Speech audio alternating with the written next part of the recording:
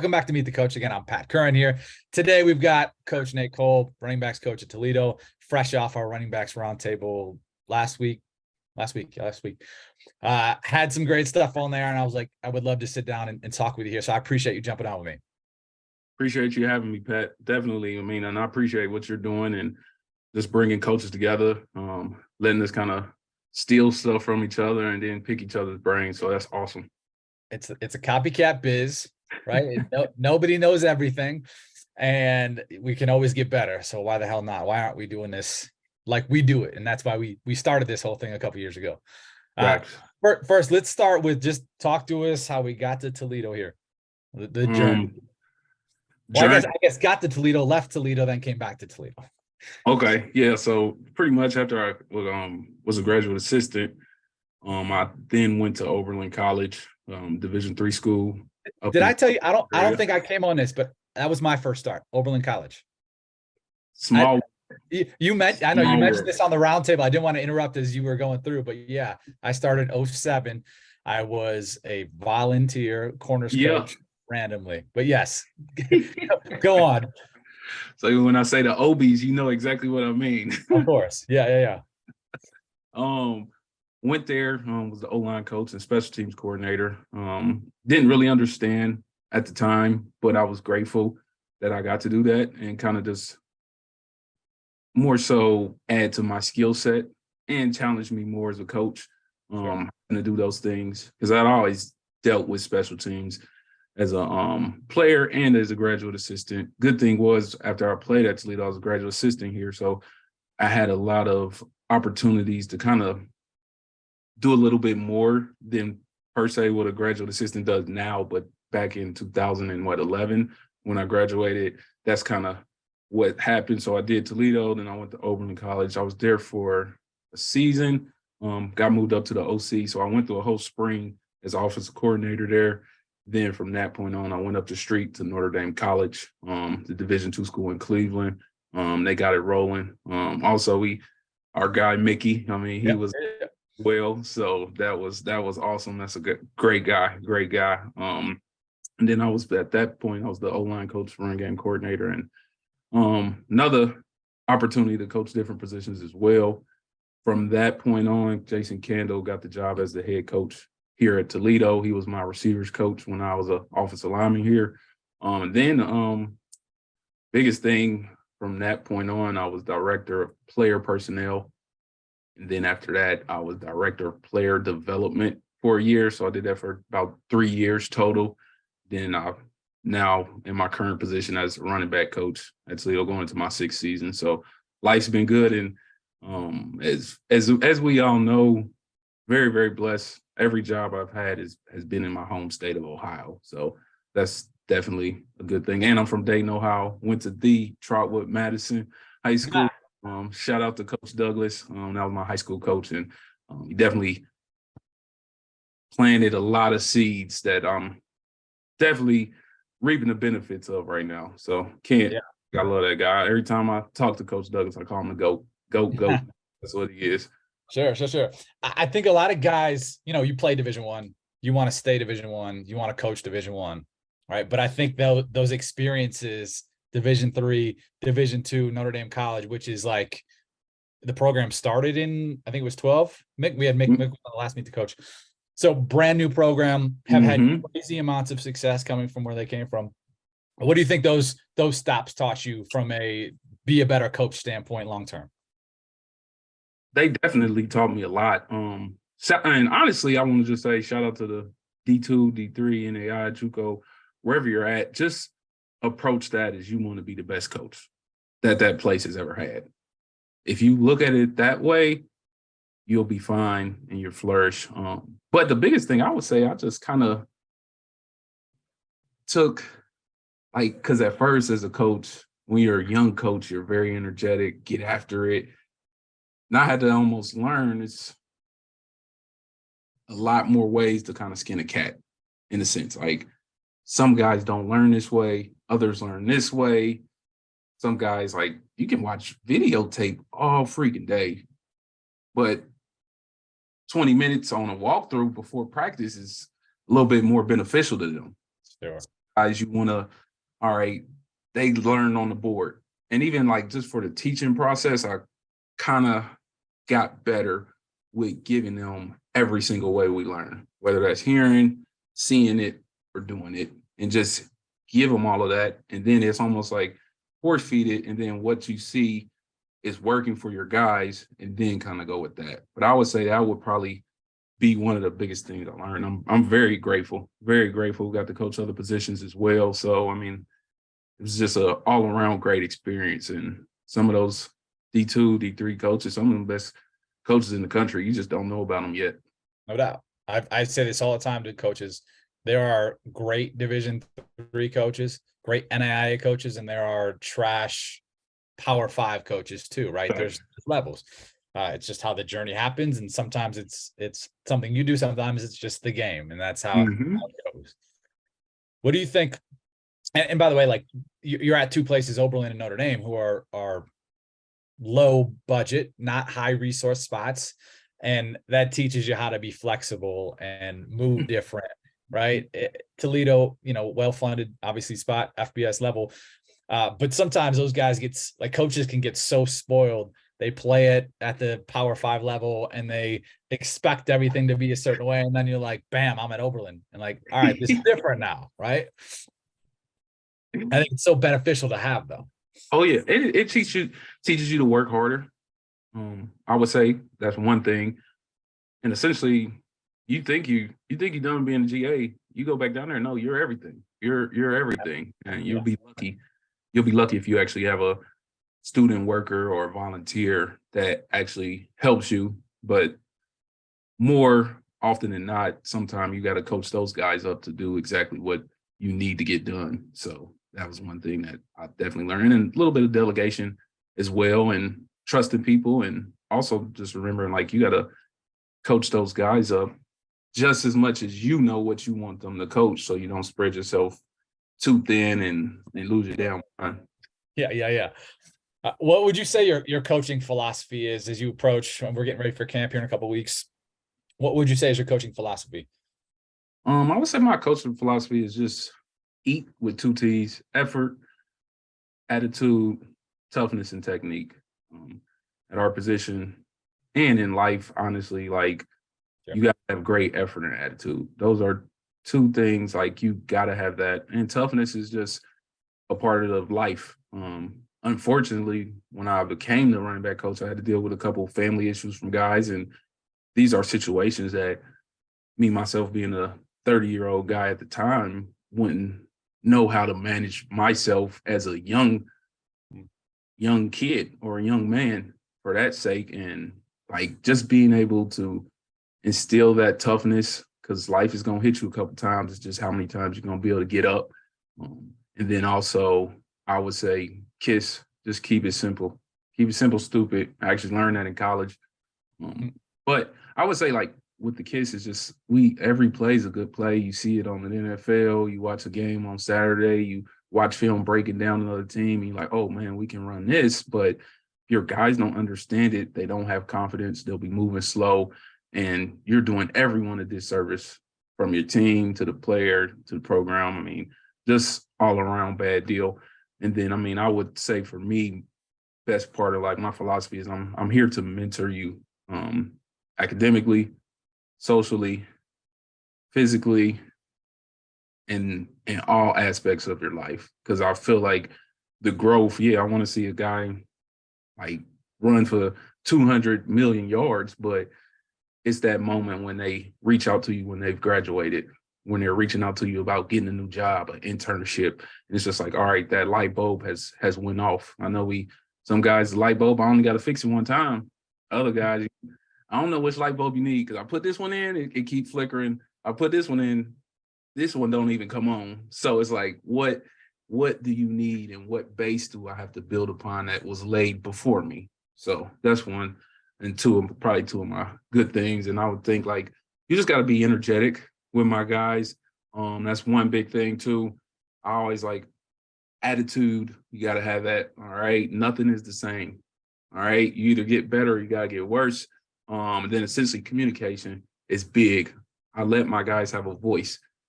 Like the standard is the standard, but how do you feel about this play? Why'd you do that?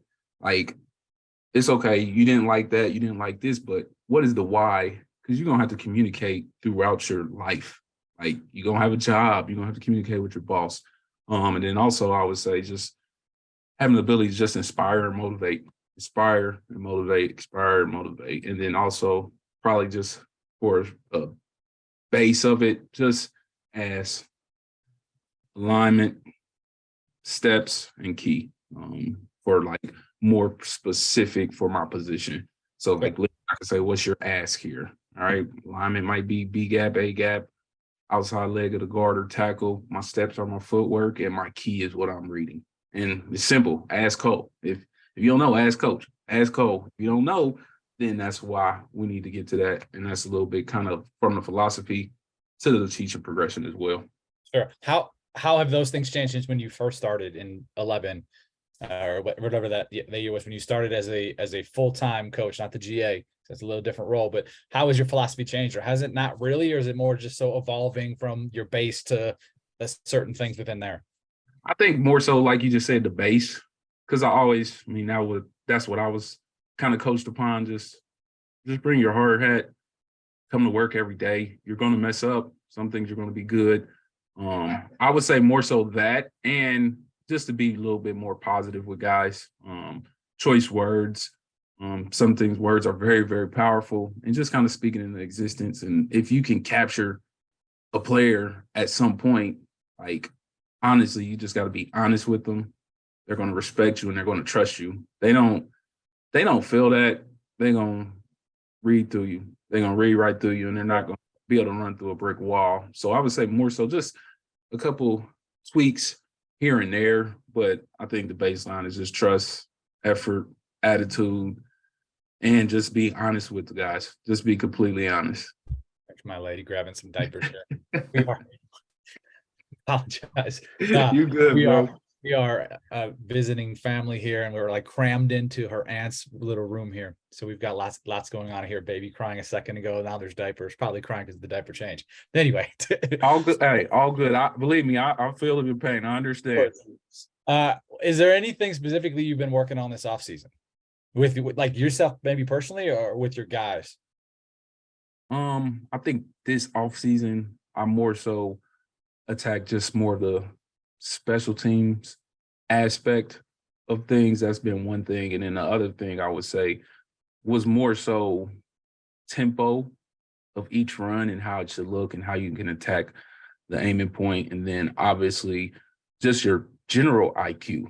Because if it's like I tell the guys, if you got the answers to the test, you should at least get a B and know what's going on. You ain't got the answers to the test. It's hard just to go out there. Now, some guys are very, very blessed, and they've been touched by the man above to just, hey, he don't know if it's one high, too high. He know he getting the ball, he running right, and he gonna make something work. But the biggest thing like that is just general IQ. And then in the offseason and in the spring, more so being able to kind of, I would say, work on the deficiencies of the position group and each player. So this is what you aren't good at. This is what you're good at. Let's keep elevating what you're good at, but let's put a little bit more time into something that you're not good at. And just being honest with yourself. Trust your process. Everybody's process is different. Just be able to trust your process, and then from that point on, no, all right, I didn't do that well. I'm gonna have to come back to that drill tomorrow and do it again until I feel comfortable with that. Sure. Two things that you just made me think of.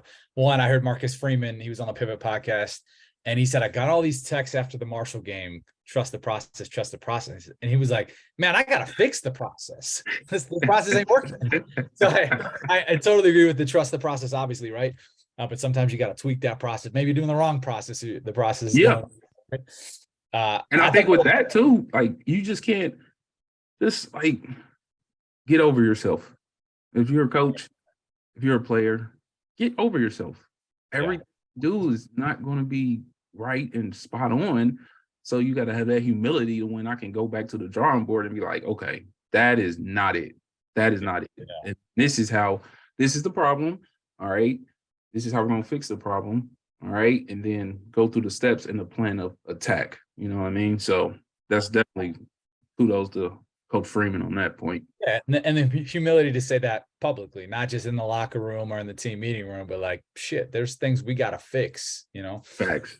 Uh, I thought that was interesting. And one of the things that really stood out with you on the roundtable was you talking about fourth down value Yeah. and guys coming in, and that's from like an NFL scouts coming in and asking, well, what's his fourth down value? Talking about your guys. Talk a little bit more about like that and how you are implementing that within your guys and the mindset there. We're implementing it, really trying to do it better as a program. Just think special teams is very special. You can win some games from that, but this is the only point where there's no offense, there's no defense. We're a collective one in one unit, whatever unit that may be. And this is when you win and lose games, the hitting yardage. What value are you adding? Especially at the running back position. Usually one or two, maybe three guys are going to play, but how are you adding value? The other thing too is all those skill sets transition over. So yeah, I might not be getting the running back reps and picking up a blitz, but guess what? I'm the third or fourth guy on kickoff, and I still got to drop 5 yards, take the air out, stay square, bring my feet, hips, and hands all at the same time, and stay square as possible. And that's going to transition over to when you got to pick up this cross dog coming in the A gap on that linebacker. Things like that, obviously, and it's a culture thing. And I tell guys, if you want to play in the NFL, if you're not a left tackle, if you're not an O-lineman or quarterback, you're going to have to play special teams. You're going to have to, and that's the heartbeat of the program. And even more so this year, because we just got a new coordinator, we're all trying to speak the same language. So, for instance, we stay in power. That's just literally just saying stay in square. Like picking up that blitzer or your lead blocking for the jet sweep. Stay in power. Stay square. All right, step to contact. Keep your leverage, whether that's be vertical or horizontally. And that's just literally get your leverage. You should be hat under his screws. I mean, you should put your screws literally in his chin strap. So things like that, just intricate things. And I mean, it's a little bit of the cheese in front of the rat. I mean, everybody wants to go play in the NFL, but how are you going to add value? Like, I was blessed to work with Javon Ringer. He was actually a quality control here, and he told our guys, I was one of 8 running backs. And the only reason that I made the team was because I was on every special teams in the 2 deep. So that's kind of like that. And then I think like you want to win, this is your role, and this is you adding value to us being a successful program. Yeah. And obviously it helps today at Toledo or whatever college players at. But when you talk about the league, there's 32 starting running backs, 32 guys in the entire world that are the best at that place, right? And you can be a great Power 5, G5 running back, and you might not make the roster. You might not get the touches you want unless you are a special teams guy, and that's how you make the roster, or that's how you work your way into being the backup and then maybe the starter down the line. Absolutely. You got to. So anybody listening to this, like coach special teams up just as much as you coaching up inside zone or outside zone or whatever you run. Coach it up with that much enthusiasm and detail to it. Because I mean, it definitely matters. It definitely matters. Yeah. What things do you do to evaluate yourself as a coach, and then how do you get better as a coach? I would say for the evaluation part, us as coaches, you got to take your players' performance personal, whether that's good or bad. It's got to be personal to you. It's got to be personal. Like some days it's not rare for me to, I'm pissed off today. They know it. Y'all didn't hold the standard. We didn't win the day. I don't think that. So this is what we got to do. And you just got to be honest with yourself, I would say so much. And then it's okay to ask your guys, like, do you understand? Do you get this? Can I teach this a little better? Does this work for you? Do I need to tweak this for you? You get feedback. And I would even also say from your peers as coaches too, around the building, ask questions, go sit in meetings with them, stress yourself, and like literally be able to be like, I look at it this way, but why do you look at it that way? Find the why and just be honest with yourself and evaluate the film. And like we all say, the eye in the sky don't lie. I mean, either you're coaching this or you're allowing this. So figure that out and get to it. And like Coach said, fix the process, whether that be. And then the other thing I would say is when I did the internship last year with Philly, just putting yourself on the gauge and being honest with myself. Oh, I do that. I coach that up just like him. Or, wow, that's different. Never looked at it that way. Almost in a sense, just always being a sponge, always trying to learn something new, take something back. It might not be a whole playbook, but you can take a few things. And it's funny because we all just got off the camp circuit. I said, you guys pay good money. Get as many reps as you can and get coached up and be coachable. If you don't understand what I'm saying, another coach is saying, stop and ask the question. Have that humility again to be like, I don't get what you're saying. All right. I'm saying stay square, go from speed to power. I don't get that. Same difference here. And then also I worked with a guy, Coach Beer. He's awesome. Just challenge yourself. Like if you're, say, for instance, like he's a receivers coach, but every day he will work on a concept, just drawing everything up and maybe our 1 high beaters and 2 high beaters, maybe our cover 3, cover 4, or cover 1 beaters, like literally just drawing up plays. So you keep doing that repetition. Now you like, okay, it's the back of my hand. I already know. All right, you sticking that at 12, going to 15. All right, you doing a 4-step speed out, things like that, to where you're more confident so you can coach it up as well. But I would just say just more honesty and then just being more detail oriented. And heard a coach say just obsessive over the fundamentals and aggressive fundamentals. So to that point, like we're playing football, so we tell you guys to be aggressive. So just be aggressive with the fundamentals and obsessive with that as well. So I would say those are a couple of things that kind of help me. And like I said, especially in the summertime, challenge all coaches. If somebody's in there, just sit down, watch some film. You might not even, you could be a running back coach, be a line coach. Sit down in there with the corners coach. Sit down there with the safeties coach. And just be like, build your knowledge and like, hey, take me through day one, cover 3. And then even, you can even break it down to bare bones. Like, I'm a freshman, let's go. Teach me. And then you can do the same. And that's only going to help you be able to articulate and craft as a teacher in a sense, because we're all teachers.